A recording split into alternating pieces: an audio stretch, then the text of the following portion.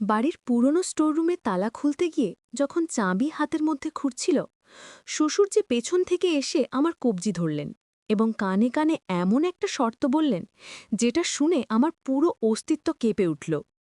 সেদিন সকালবেলা শাশুড়িমা বাজার গেছেন, স্বামী দপ্তরে, আমি একা বাড়িতে পরিষ্কার করছিলাম। হঠাৎ শ্বশুরজি বললেন, বৌমা, স্টোররুমটা খুলতে হবে, ওখানে কিছু পুরনো জিনিস আছে। আমি চাবির গোছা নিয়ে স্টোররুমের সামনে দাঁড়ালাম। ঘরটা বছরের পর বছর বন্ধ ছিল, তালা মরচে পড়ে গেছে। আমি চাবি ঘোরাতে লাগলাম, কিন্তু খুলছিল না। শ্বশুরজি পেছন থেকে এসে বললেন, আমি সাহায্য করি। তিনি আমার পেছনে দাঁড়িয়ে আমার হাতের উপর হাত রাখলেন। একসাথে চাবি ঘোরাতে লাগলাম। তার শরীরের উষ্ণতা আমার পিঠে অনুভব করছিলাম। তালা খুলে গেল। দরজা খুলতে ভেতর থেকে পুরনো কাঠ আর ধুলোর গন্ধ বেরিয়ে এলো। ঘরে অন্ধকার। শ্বশুরজি টর্চ জ্বালালেন। ঘরটা অনেক বড়, কোনায় একটা পুরনো বাক্স রাখা। তিনি সেই বাক্সের দিকে ইশারা করে বললেন, ওটা খোলো। আমি বাক্স খুললাম। ভেতরে অনেক পুরনো ফটোগ্রাফ, গয়না, টাকার বান্ডেল। আমি অবাক হয়ে তাকালাম। শ্বশুরজি দরজা বন্ধ করে দিলেন। বললেন, এগুলো আমার ব্যক্তিগত সম্পদ, কাউকে বলিনি, এমনকি তোমার শাশুড়িকেও না। আমি জিজ্ঞেস করলাম, তাহলে আমাকে কেন দেখাচ্ছেন? তিনি আমার কবজি ধরলেন। টর্চের আলোয় তার চোখ জ্বলছিল। খুব নিচু গলায় বললেন, কারণ এগুলো সব তোমার হবে, শুধু একটা শর্ত পূরণ করতে হবে। তুমি আমার সাথে পালিয়ে যাবে। আমরা নতুন শহরে গিয়ে স্বামী-স্ত্রী হিসেবে বসবাস করব। আমার শ্বাস বন্ধ হয়ে এলো। এত টাকা, এত গয়না! মনের গভীরে একটা লোভ জেগে উঠল। তার প্রস্তাব শুনে একটা অদ্ভুত রোমাঞ্চ অনুভব করলাম, কিন্তু গলা শক্ত করে বললাম, বাবা, এটা কি বলছেন? আমি তো আপনার পুত্রবধূ, এমন অসম্ভব কথা কিভাবে ভাবতে পারেন? এই গল্পটি সম্পূর্ণ শুনলে আপনাদের পানি অটোম্যাটিক বের হয়ে যাবে। সো যত দ্রুত সম্ভব হাতের কাছে টিস্যু নিয়ে বসে পড়ো। বিছানার চাদর যেন নষ্ট না হয় সেটা সম্পূর্ণ খেয়াল রাখার অনুরোধ জানিয়ে গল্পটি এখন শুরু করব। তার আগে সর্বশেষ অনুরোধ, দয়া করে এমন পানি বের করার গল্প নিয়মিত শুনতে আমাদের চ্যানেলটি সকলেই সাবস্ক্রাইব করুন। ধন্যবাদ। হ্যালো বন্ধুরা, আমার নাম মৌসুমী সেন। আমার বয়স ৪১ বছর। আমার স্বামীর নাম রাহুল সেন, বয়স ৪৬ বছর। আমাদের ২ সন্তান, রিয়া আর তন্ময়। রিয়া ১৮ বছর বয়সী, কলেজে পড়ে। তন্ময় ১৩ বছর বয়সী, স্কুলে যায়। শ্বশুরজি হঠাৎ হাসতে শুরু করলেন। তার হাসি শুনে আমার পুরো শরীর শিউরে উঠল। তিনি বললেন, বোমা, তোমার প্রতিক্রিয়া দেখেই বুঝলাম তুমি সৎ মানুষ। আসলে এটা একটা পরীক্ষা ছিল। আমি হতবাক হয়ে বললাম, পরীক্ষা? কিসের পরীক্ষা? শ্বশুরজি টর্চের আলো বাক্সের উপর ফেললেন, বললেন, দেখো এই বাক্সে আসলে কি আছে। আমি আবার বাক্সের ভেতরে তাকালাম। এবার ভালো করে দেখলাম। ফটোগ্রাফগুলো পুরনো, কিন্তু ছবিগুলো সব আমাদের পরিবারের নয়। অদ্ভুত মানুষের ছবি। গয়নাগুলো সব নকল। টাকার বান্ডেলগুলো আসলে খেলার নোট। আমি অবাক হয়ে তাকালাম। শ্বশুরজি দরজা বন্ধ করে দিলেন। বললেন, এগুলো আমার ব্যক্তিগত সম্পদ, কাউকে বলিনি, এমনকি তোমার শাশুড়িকেও না। আমি জিজ্ঞেস করলাম, তাহলে আমাকে কেন এই পরীক্ষা? শ্বশুরজি গম্ভীর হয়ে বললেন, কারণ এই স্টোররুমে আসলে একটা বিশাল রহস্য লুকিয়ে আছে। আমার বাবা, তোমার ঠাকুরদা, এই ঘরে কিছু একটা লুকিয়ে রেখে গেছেন। তিনি মারা যাবার আগে আমাকে বলেছিলেন যে শুধুমাত্র পরিবারের সবচেয়ে সৎ এবং বিশ্বস্ত মানুষই সেই রহস্য জানতে পারবে। আমি অনেক দিন ধরে চিন্তা করছিলাম কাকে এই দায়িত্ব দেব। আজ দেখলাম তুমিই সেই যোগ্য মানুষ। আমি এখনো কিছু বুঝতে পারছিলাম না। বললাম, কিন্তু বাবা, রহস্যটা কি? শ্বশুরজি স্টোররুমের দেয়ালের দিকে হাঁটতে লাগলেন। একটা পুরনো আলমারির পিছনে গেলেন। হাত দিয়ে দেয়াল টিপতে লাগলেন। হঠাৎ দেয়ালের একটা অংশ খুলে গেল। একটা গোপন দরজা। তিনি বললেন, এই দরজার ভেতরে যা আছে তা আমাদের পরিবারের ৩ প্রজন্মের রহস্য। আমার বাবা ছিলেন ব্রিটিশ আমলের একজন গোয়েন্দা। তিনি স্বাধীনতা আন্দোলনের সাথে যুক্ত ছিলেন। এই ঘরে তিনি অনেক গোপন নথি আর মূল্যবান জিনিস লুকিয়ে রেখেছিলেন। আমার হৃৎপিণ্ড জোরে জোরে ধরফর করতে লাগল। এটা তো সত্যিকারের অ্যাডভেঞ্চার। আমি বললাম, বাবা, আমরা ভেতরে যাব? শ্বশুরজি মাথা নাড়লেন, হ্যাঁ, কিন্তু একা নয়, আমাদের পুরো পরিবারকে নিয়ে যেতে হবে, কারণ যা আছে ভেতরে তা শুধু আমার বা তোমার নয়, পুরো পরিবারের। কিন্তু তার আগে আমাদের প্রস্তুতি নিতে হবে। সেদিন সন্ধে যখন সবাই বাড়ি ফিরল, শ্বশুরজি সবাইকে ডাকলেন। শাশুড়ি মা, রাহুল, রিয়া, তন্ময় সবাই বসল। শ্বশুরজি বললেন, আজ আমি তোমাদের সবাইকে একটা রহস্যের কথা বলবো। রাহুল অবাক হয়ে বলল, বাবা, কি রহস্য? শ্বশুরজি স্টোররুমের গোপন দরজার কথা বললেন। সবাই হতবাক হয়ে গেল। রিয়া উত্তেজিত হয়ে বলল, দাদু, আমরা কবে যাব সেখানে? শ্বশুরজি বললেন, আগামীকাল সকালে। কিন্তু শর্ত হলো, যা দেখবে তা পরিবারের বাইরে কাউকে বলা যাবে না, এটা আমাদের পারিবারিক গোপনীয়তা। পরের দিন সকালে আমরা সবাই স্টোররুমে জড়ো হলাম। শ্বশুরজি গোপন দরজা খুললেন, ভেতরে একটা সিঁড়ি নেমে গেছে নিচের দিকে। টর্চ জ্বালিয়ে আমরা নামতে শুরু করলাম। সিঁড়ি দিয়ে নামতে নামতে তন্ময় ভয়ে আমার হাত ধরল। আমি তাকে সাহস দিলাম।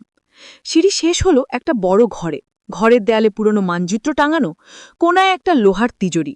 শ্বশুরজি তিজুরির সামনে গেলেন, একটা পুরনো চাবি বের করলেন পকেট থেকে। তিজুরি খুললেন, ভেতরে অনেক পুরনো কাগজ, কিছু সোনার মোহর, একটা পুরনো ডায়েরি। শ্বশুরজি ডায়েরিটা হাতে নিলেন, বললেন, এটা আমার বাবার ডায়েরি। এখানে তিনি স্বাধীনতা আন্দোলনের সময় তার সব অভিজ্ঞতা লিখে রেখেছেন। রাহুল ডায়েরিটা হাতে নিল, পাতা উল্টাতে লাগল। হঠাৎ তার মুখ ফ্যাকাশে হয়ে গেল। সে বলল, বাবা, এখানে একটা গোপন সংকেত লেখা আছে, দেখো তো কি? আমরা সবাই কাছে গেলাম। ডায়েরির একটা পাতায় লেখা ছিল, উত্তরের মন্দিরে পূর্ণিমার রাতে তৃতীয় পাথরের নিচে সত্যের সন্ধান। শাশুড়িমা বললেন, এটা কি বোঝায়? শ্বশুরজি চিন্তিত হয়ে বললেন, আমার বাবা আমাদের গ্রামের উত্তরে একটা পুরনো মন্দিরের কথা বলতেন। মনে হয় হয়তো সেখানে কিছু লুকিয়ে আছে। রিয়া উত্তেজিত হয়ে বলল, তাহলে আমরা সেখানে যাব না কেন? শ্বশুরজি বললেন, যাব, কিন্তু পূর্ণিমার রাতে। আজ থেকে 5 দিন পর পূর্ণিমা। পরবর্তী 5 দিন আমরা প্রস্তুতি নিলাম। শ্বশুরজি গ্রামের মানচিত্র দেখলেন, রাহুল প্রয়োজনীয় জিনিসপত্র সংগ্রহ করল, আমি খাবার দাবার তৈরি করলাম। রিয়া আর তন্ময় উত্তেজনায় ঘুমাতে পারছিল না। পূর্ণিমার রাতে আমরা রওনা হলাম। গ্রামটা আমাদের শহর থেকে প্রায় 30 কিলোমিটার দূরে। গাড়িতে করে পৌঁছালাম সন্ধ্যায়। মন্দিরটা একটা পাহাড়ের উপর। আমরা পাহাড়ে উঠতে শুরু করলাম। রাস্তা খুব খারাপ, পাথর আর কাটা ঝুপে ভরা। তন্ময় কয়েকবার হোঁচট খেল, রাহুল তাকে কোলে তুলে নিল। প্রায় 1 ঘণ্টা পর আমরা মন্দিরে পৌঁছালাম। পূর্ণিমার জ্যোৎস্নায় মন্দিরটা রহস্যময় দেখাচ্ছিল। প্রাচীন পাথরের স্তম্ভ, ভাঙা দেয়াল, ঘাসে ঢাকা মেঝে। শ্বশুরজি ডায়েরিটা বের করলেন, আবার সংকেতটা পড়লেন। বললেন, তৃতীয় পাথরের নিচে। কোন তৃতীয় পাথর? আমরা খুঁজতে শুরু করলাম। মন্দিরের মেঝেতে অনেক পাথর ছিল। হঠাৎ রিয়া চিৎকার করে উঠল, দাদু, এখানে দেখো, 3টে পাথরের নম্বর লেখা আছে। আমরা সবাই দৌড়ে গেলাম। সত্যি, পাথরগুলোতে বাংলায় 1, 2, 3 লেখা ছিল। তৃতীয় পাথরটা অন্যগুলোর চেয়ে একটু বড়। রাহুল আর শ্বশুরজি মিলে পাথরটা সরানোর চেষ্টা করলেন। পাথরটা খুব ভারী। আমি আর শাশুড়িমাও সাহায্য করলাম। অনেক কষ্টে পাথরটা সরালাম। নিচে একটা গর্ত, গর্তের ভেতরে একটা ধাতব বাক্স। রাহুল বাক্সটা বের করল। বাক্সে একটা তালা। শ্বশুরজি তিজোরি থেকে আনা চাবিগুচ্ছ বের করলেন, একটা ছোট্ট চাবি দিয়ে তালা খুললেন। বাক্স খুলতেই আমরা সবাই অবাক হয়ে গেলাম। ভেতরে প্রচুর সোনার অলংকার, রত্নপাথর, পুরনো মুদ্রা এবং একটা চিঠি। শ্বশুরজি চিঠিটা পড়তে লাগলেন। চিঠিতে লেখা ছিল, আমার প্রিয় পুত্র, যদি তুমি এই চিঠি পড়ো তাহলে বুঝব তুমি আমার সংকেত উদ্ধার করতে পেরেছ। এই সম্পদ আমি স্বাধীনতা আন্দোলনের সময় দেশের জন্য সংগ্রহ করেছিলাম, কিন্তু ব্রিটিশরা খুঁজছিল, তাই লুকিয়ে রেখেছি। এখন দেশ স্বাধীন। এই সম্পদ তোমার পরিবারের। ভালো কাজে ব্যবহার করবে, তোমার বাবা। শাশুড়িমার চোখে পানি এসে গেল। তিনি বললেন, ঠাকুরমশাই কত কষ্ট করেছিলেন দেশের জন্য। শ্বশুরজি মাথা নিচু করে বললেন, বাবা চাইতেন এই সম্পদ দিয়ে আমরা ভালো কাজ করি, দরিদ্রদের সাহায্য করি, শিক্ষার প্রচার করি। রাহুল বলল, তাহলে আমরা এই টাকা দিয়ে গ্রামে একটা স্কুল বানাবো, গরিব বাচ্চারা বিনামূল্যে পড়তে পারবে। রিয়া বলল, আর একটা চিকিৎসা কেন্দ্র, গ্রামের মানুষরা যেখানে বিনামূল্যে চিকিৎসা পাবে। তন্ময় বলল, আর একটা বই পড়ার ঘর, যেখানে সবাই বই পড়তে পারবে।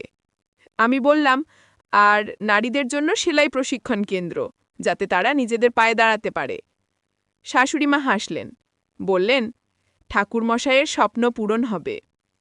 সেই রাতে আমরা মন্দিরে বসে পরিকল্পনা করলাম, কিভাবে ঠাকুরদার স্বপ্নকে বাস্তবে রূপ দেব। রিয়া বলল, মা, এটা তো দারুণ অ্যাডভেঞ্চার হলো। আমি মাথায় হাত বুলিয়ে দিলাম, বললাম, হ্যাঁ মা, কিন্তু আসল অ্যাডভেঞ্চার এখন শুরু হবে, এই সম্পদ দিয়ে মানুষের জীবন বদলানো। আমরা বাক্সটা নিয়ে বাড়ি ফিরলাম। পরদিন থেকেই কাজ শুরু করলাম।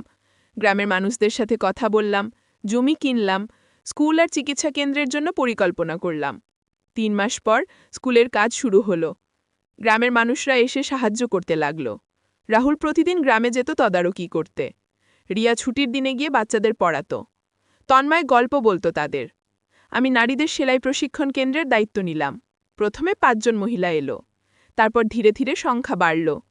6 মাস পর তারা নিজেরাই কাপড় সেলাই করে বিক্রি করতে শুরু করল। শাশুড়িমা চিকিৎসা কেন্দ্রের দেখাশোনা করতেন। প্রতি সপ্তাহে ডাক্তার আসতেন। গরিব মানুষরা বিনামূল্যে ওষুধ পেত।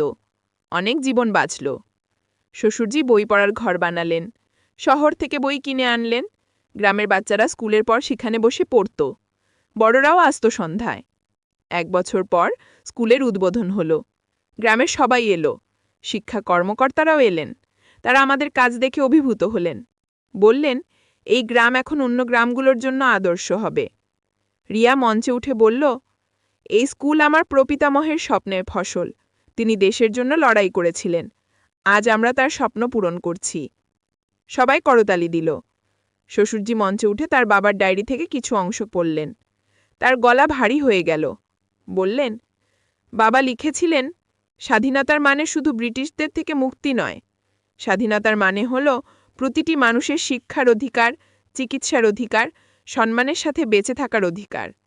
আজ আমরা সেই স্বাধীনতার স্বপ্ন বাস্তবায়ন করছি। রাহুল বলল, এই স্কুলে শুধু পড়াশোনা নয়, বাচ্চারা শিখবে কিভাবে ভালো মানুষ হতে হয়, কিভাবে অন্যের সাহায্য করতে হয়, কিভাবে দেশকে ভালোবাসতে হয়। সেই রাতে বাড়ি ফিরে আমরা সবাই বসলাম। শ্বশুরজি বললেন, মৌসুমী, তুমি না থাকলে এই পরিকল্পনা সফল হতো না। তোমার সততার নিষ্ঠা আমাদের পথ দেখিয়েছে। আমি লজ্জা পেয়ে বললাম, বাবা, এটা তো আমাদের সবার কাজ। আপনি আমাকে বিশ্বাস করেছেন বলেই এই রহস্যের সমাধান হয়েছে। শাশুড়িমা বললেন, কিন্তু রহস্য তো এখনও শেষ হয়নি। ডায়েরিতে আরও অনেক পাতা আছে, যেগুলো আমরা পড়িনি। রাহুল ডায়েরিটা নিয়ে পড়তে শুরু করল। হঠাৎ তার চোখ বড় হয়ে গেল। সে বলল, এখানে আরও একটা সংকেত আছে। লেখা আছে, নদীর তীরে পুরাতন বটগাছের নিচে পূর্বপুরুষের শেষ বার্তা। রিয়া লাফিয়ে উঠল, মানে আরও কিছু লুকিয়ে আছে? শ্বশুরজি চিন্তিত মুখে বললেন, গ্রামের নদীর তীরে একটা বিশাল বটগাছ আছে, কয়েক শত বছরের পুরনো। হয়তো সেখানে কিছু আছে। তন্ময় বলল, তাহলে আমরা আবার যাব? আমি বললাম, হ্যাঁ, কিন্তু এবার আমাদের আরও সাবধান থাকতে হবে, কারণ গ্রামে এখন অনেক মানুষ আমাদের চেনে, আমাদের কাজ দেখছে। পরদিন সকালে আমরা গ্রামে গেলাম। স্কুলের কাজ দেখে তারপর নদীর তীরে গেলাম। বটগাছটা সত্যি বিশাল। শেকড়গুলো মাটির অনেক গভীরে, ডালপালা বিস্তৃত। রাহুল গাছের চারপাশে ঘুরতে লাগল। হঠাৎ তার পা আটকে গেল। মাটিতে একটা লোহার রিং। সে তা টানল। একটা ঢাকনা খুলে গেল। নিচে একটা ছোট্ট সুড়ঙ্গ। শ্বশুরজি বললেন, আমরা নামব। আমরা একে একে নামলাম। সুড়ঙ্গটা বেশ লম্বা। শেষে একটা ছোট্ট কক্ষে পৌঁছলাম। দেয়ালে মশাল জ্বালানোর জায়গা। রাহুল মোবাইলে টর্চ জ্বালালো। কক্ষের মাঝখানে একটা পাথরের বেদি। বেদির ওপর একটা ধাতব পাত্র।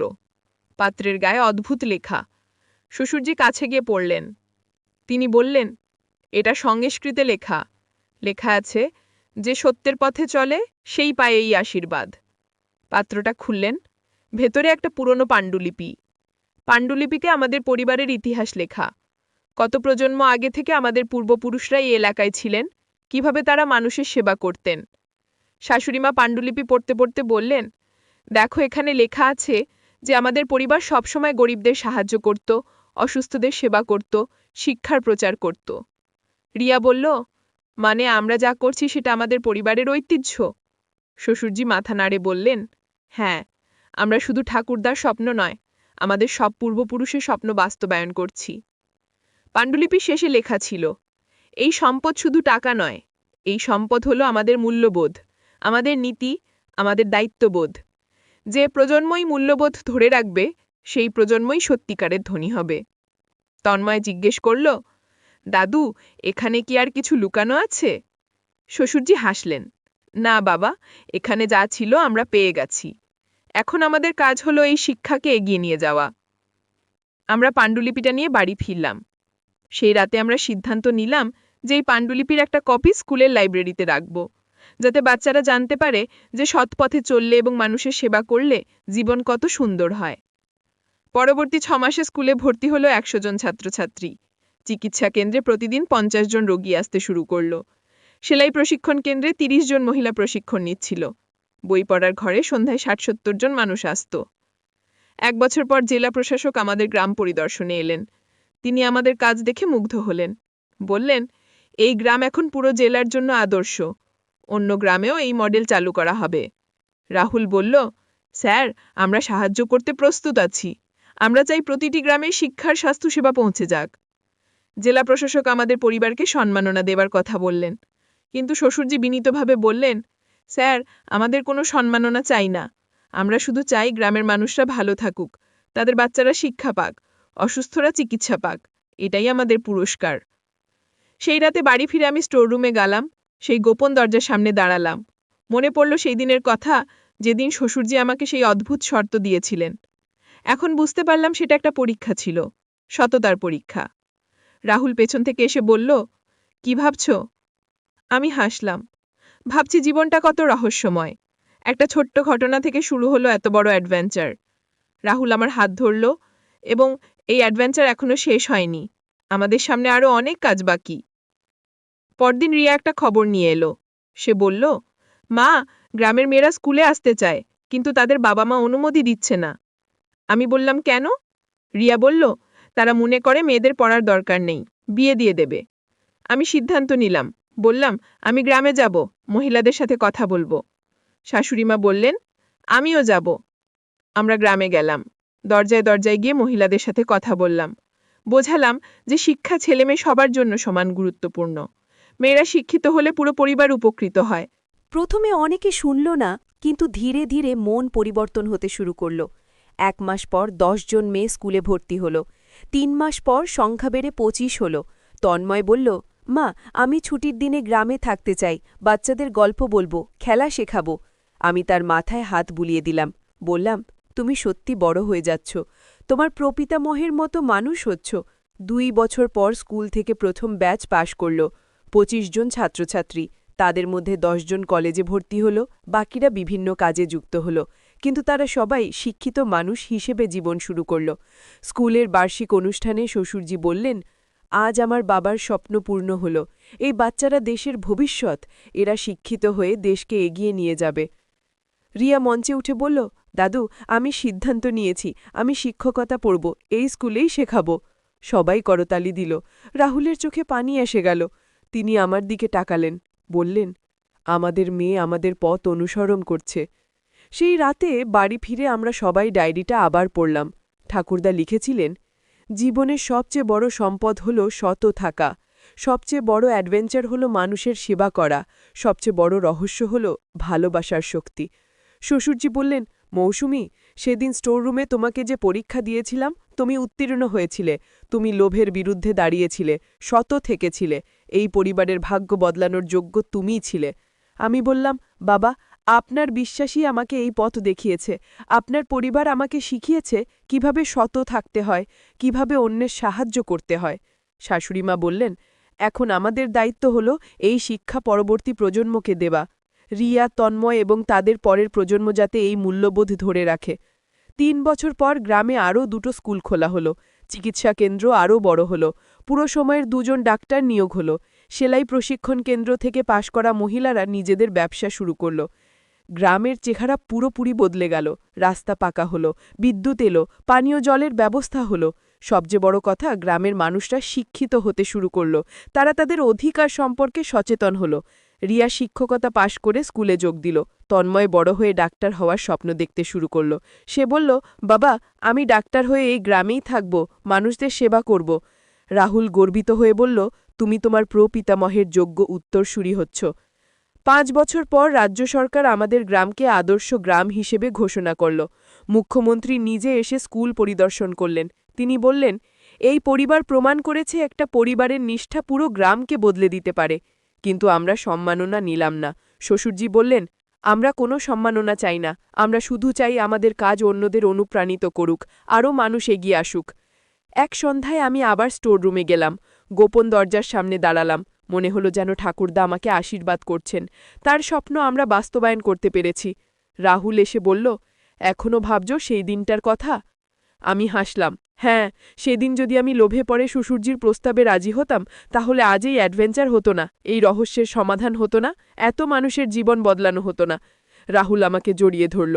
তুমি সত ছিলে বলেই আজ আমরা সবাই গর্বিত। আমাদের পরিবারের ঐতিহ্য রক্ষা হয়েছে।